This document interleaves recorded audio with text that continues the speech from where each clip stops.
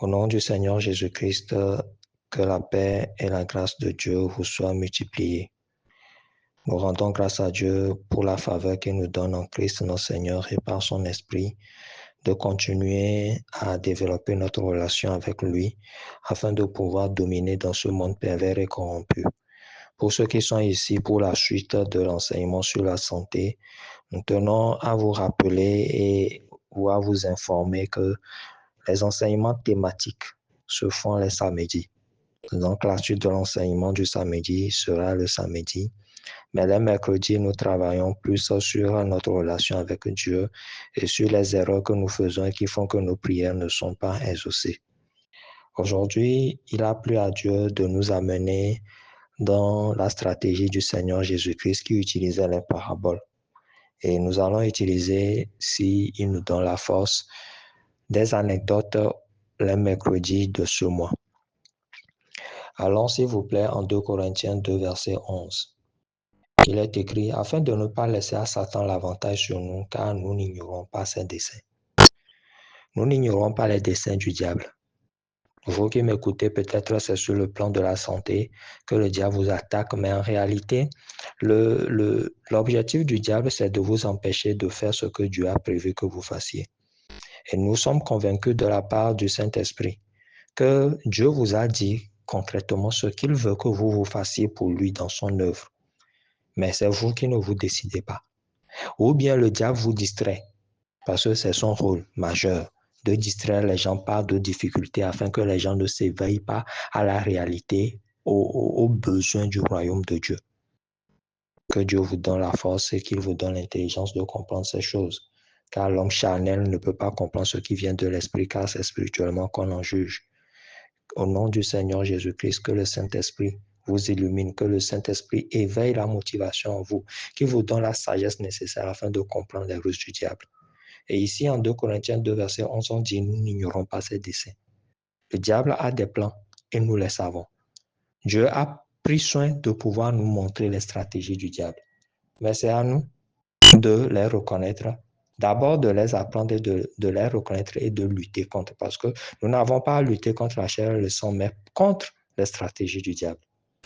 Le début du verset dit, afin de ne pas laisser à Satan l'avantage sur nous. Ce n'est pas le plan de Dieu que Satan ait l'avantage sur nous. C'est pour cela, non seulement il nous a donné son Fils, il nous a donné la puissance du Saint-Esprit. Et normalement, il ne peut pas nous avoir. Mais si il arrive que Satan ait l'avantage sur nous, c'est nous qui n'avons pas fait ce qu'il faut faire. L'anecdote que Dieu a voulu que je partage aujourd'hui avec vous, quand je dis je toujours, comprenez le Saint-Esprit, comprenez le Seigneur Jésus-Christ, parce que moi, je ne suis pas digne de vous enseigner. Je suis le moindre parmi les enseignants. C'est à propos de votre autorité. C'est l'histoire d'un roi qui avait un merveilleux ami avec qui il discutait chaque fois. Le roi n'arrivait pas à se séparer de son ami. Chaque jour, il appelait dans son royaume et le roi le visitait. Et il causait, il discutait, il faisait des plans. Parce que le roi était un roi très puissant et il dominait, mais il a donné une part d'autorité à son ami. Malheureusement, son ami s'est laissé avoir par un des serviteurs du roi. Un des serviteurs du roi qui était jaloux de cet ami parce que normalement le serviteur était avec le roi depuis et l'autorité que le roi a donnée à son ami, le serviteur se disait que c'était à lui que revenait cette autorité. L'autorité était symbolisée par une bague. Le roi a donné une bague à son ami. Comme, rappelez-vous, au temps d'Esther, le roi avait donné une bague à Aman. Après, il a donné la même bague à Mardoché et c'était une bague d'autorité. Cette bague-là était la signature du roi par lequel si un édit royal ou bien une décision était scellée, du moins tamponné par cette bague-là, on ne pouvait pas revenir derrière, on ne pouvait pas changer ce ordre-là. C'est la même bague d'autorité que le roi là a donnée à son ami. Alors l'ami qui aimait jouer est parti jouer, participer à un jeu payant avec le serviteur du roi. Donc ce serviteur, après le jeu, a gagné et il fallait payer. L'ami n'ayant pas l'argent a dû donner, puisqu'il avait mis la bague en gage, il a dû donner la bague-là au serviteur. Automatiquement, comme le serviteur a pris cette bague-là, le serviteur a reçu l'autorité. Et il a commencé par régner sur la surface ou bien le peuple, le domaine d'autorité de l'ami du roi.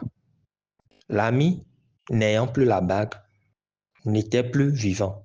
D'une manière ou d'une autre, sa relation avec le roi s'est détériorée. Le roi était fâché et il n'était plus ami du roi. Finalement, il était mort. Mais l'ami avait des enfants. Et entre-temps, le roi, qui n'avait pas d'enfant, a eu un fils. Un seul fils, c'était un fils unique. Et comme le fils unique a appris l'histoire et aimant aussi les enfants de l'ami du roi, parce qu'il voyait les autres hors de, du royaume, hors de la maison royale, je peux dire.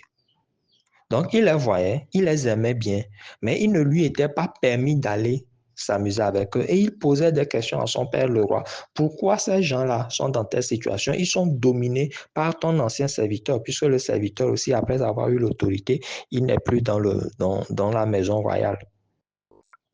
OK. Donc, l'histoire a été racontée au fils. Et il fallait trouver une méthode pour pouvoir redonner ce que l'ami du roi avait perdu à ses enfants. C'est comme un héritage que quelqu'un a volé et il fallait rendre cet héritage aux enfants de cette personne-là. Mais le problème qui se pose, pour récupérer cette bague-là, il faut payer. Et c'est un prix très élevé, c'est le prix de la vie. Et il ne pouvait même pas avoir une autre personne d'une autre nationalité qui pouvait venir récupérer cette autorité parce que l'ami du roi était d'une certaine race et c'est seulement sa race qui pouvait récupérer cette autorité-là. Qu'est-ce qui s'est passé? Je sais que si vous êtes en train d'écouter cette histoire, vous comprenez déjà. Qu'est-ce qui s'est passé? Le fils du roi a décidé d'aller payer ce prix-là. Entre-temps, il est sorti de la maison royale et il s'est lié d'amitié avec les amis de l'ancien ami du roi. Et il fallait payer le prix de la vie. Et c'est aussi à un jeu qu'il faut jouer. Donc, il est parti et il est devenu ami des enfants de l'ancien ami du roi. Donc, il a participé à la race de l'ami du roi. Il a joué au même jeu avec l'ancien serviteur du roi et il a gagné. Il a récupéré la bague.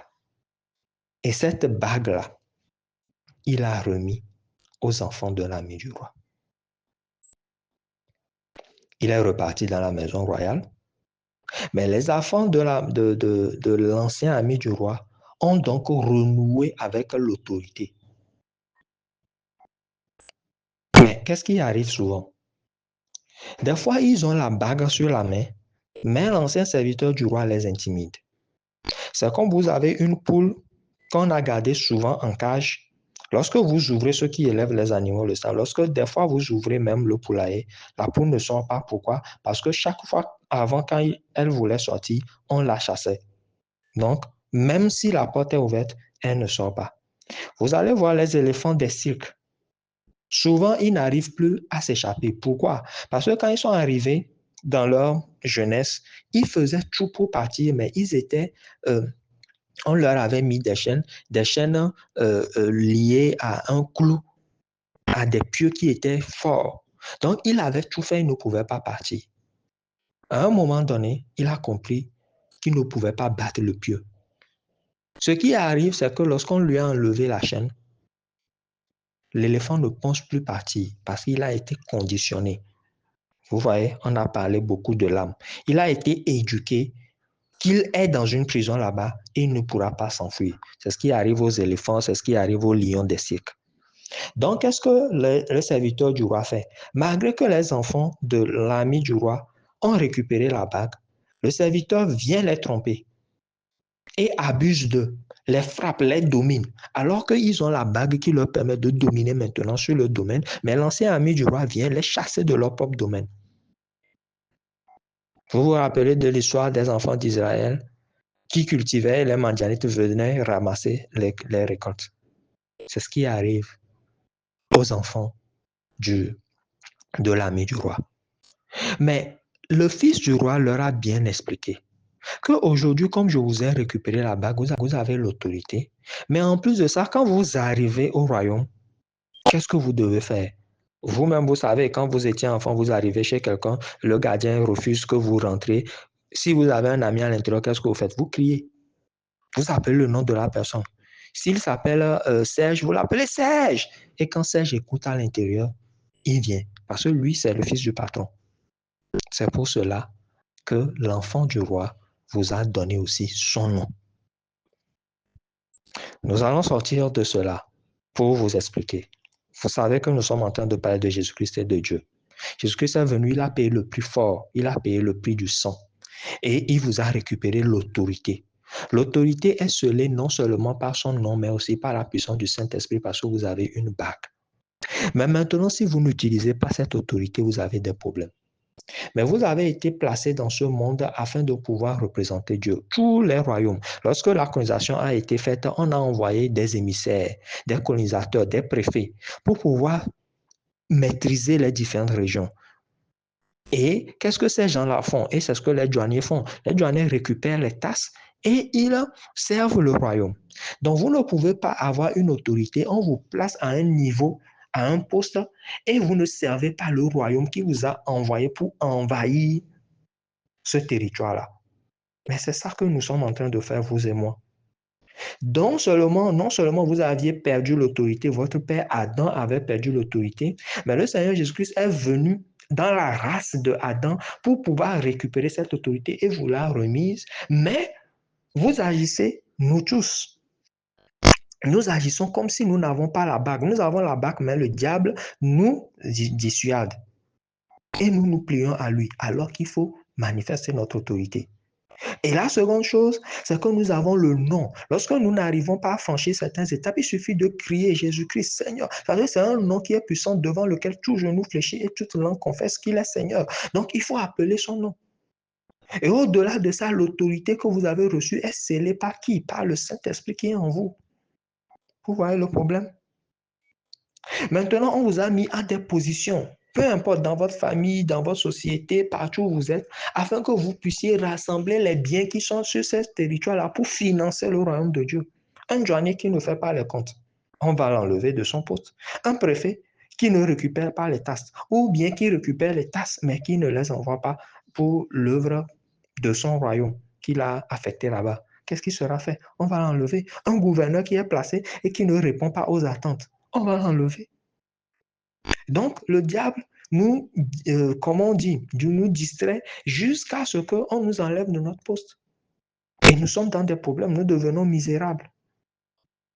C'est le temps de pouvoir vous remémorer ces choses, de prendre conscience et de savoir que l'autorité qui a été perdue vous a été donnée. L'autorité est cédée par le Saint-Esprit et comme autant d'Esther, vous avez une autorité quand vous décidez ce que vous liez sur la terre, lié dans les cieux, parce que non seulement vous êtes des représentants, des gouverneurs, mais aussi vous avez le nom puissant devant lequel tout genou fléchit. Vous ne pouvez pas être représentant d'une grande puissance et quelqu'un va vous embêter, vous en tant qu'ambassadeur. Mais c'est ce que nous laissons faire. Le diable nous distrait. Il sait qu'il n'a pas l'autorité sur nous, mais il nous trompe et il nous chasse et il prend notre récolte. Et c'est ça qui arrive. Le Seigneur Jésus veut que vous compreniez cette chose-là et que vous repreniez. Ce n'est pas maintenant que vous allez chercher la bague, vous allez chercher le Saint-Esprit, vous allez avoir le nom. Non, vous l'avez déjà. Maintenant, il faut dire non, que vous avez l'autorité, que vous pouvez manifester l'autorité. Le mercredi prochain, nous allons utiliser encore une autre anecdote, une autre parabole pour vous expliquer comment revendiquer l'autorité que vous avez. Que Dieu vous bénisse abondamment.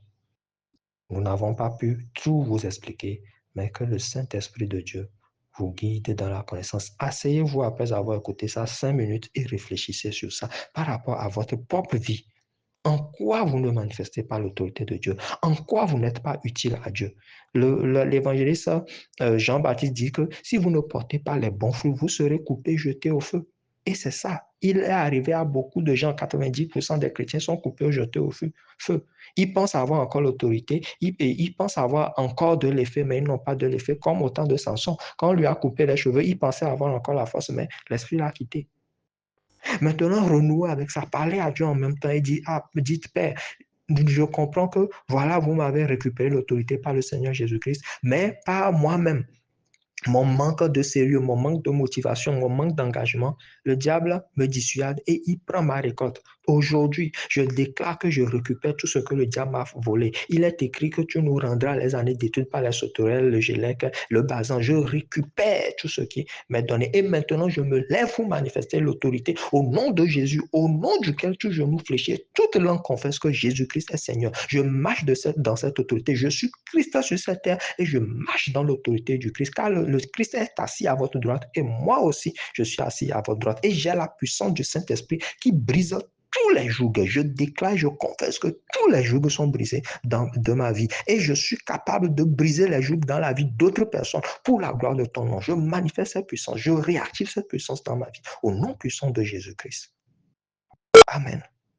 Que Dieu vous garde. Appelez-moi sagesse.